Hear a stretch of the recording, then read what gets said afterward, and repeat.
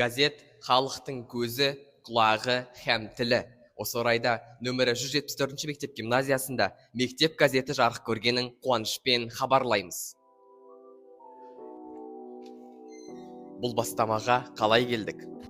Дәл осы медиа студияда мектеп газетін шығару туралы ой келді. Естеріңізге сала кетейік, осыдан 2 ай бұрын мектебіміздің медиа студиясы салтанатты түрде есігін ашқан болатын. Ұрпақ үні газеті мектеп өмірінің ажырамас бөлігі. Осы орайда газет бетінде оқушылардың шығармашылық жұмыстары мен ұстаздардың мақалалары жарияланғанын атап өткіміз келеді.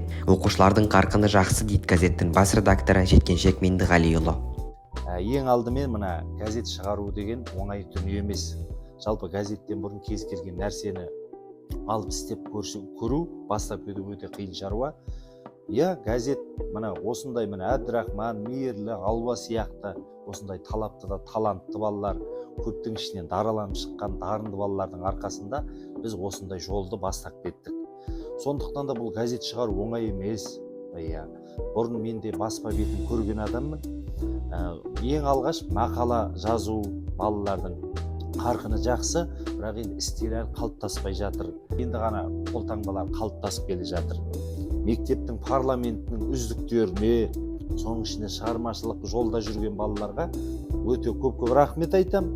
Өздеріңді дамыта беріңдер дегім келеді. Міне осындай қиыншылықтар бар.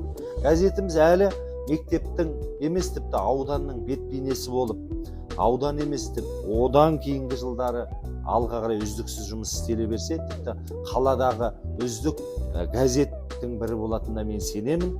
Газетке мақаланы қалай жібереміз? Толық ақпарат біздің газетіміздің ұрпақ үні парақшасында берілген. Егер сенде жақсы идеялар болса, біздің газетке қосылып біз әр оқушының пікірін бағалаймыз. Қандай тамаша, осы орайда біздің оқушыларымыздың керемет, білімді, өнерлі жас ұрпақ екеніне көз жеткізіп отырмыз. Өйткені алғашқы санның өзінде бірнеше мақалалар берілген, оның барлығы сауатты, сапалы жазылған, яғни оқушыларымыздың бойында бір керемет ұшқын бар дегіміз келеді. Мен бұл сөзбен толықтай келісемін. Мына бетте жалпы біздің газетімізде біздің мектебіміздің мақтаныштарынан басқа да өте талантты оқушылар және де мектеп мұғалімдеріміз жазған және де оқушыларымыздың салған суреттерлері, қылқалам шеберлері берілген. Мектеп баспасөзі қарқынды түрде дамуды талап етеді. Ендеше ұрпақ үні газетіне сәттілік тілейміз. Әбдірахман Қайрат, Алуа Тұрлыбек, Ньюс 174.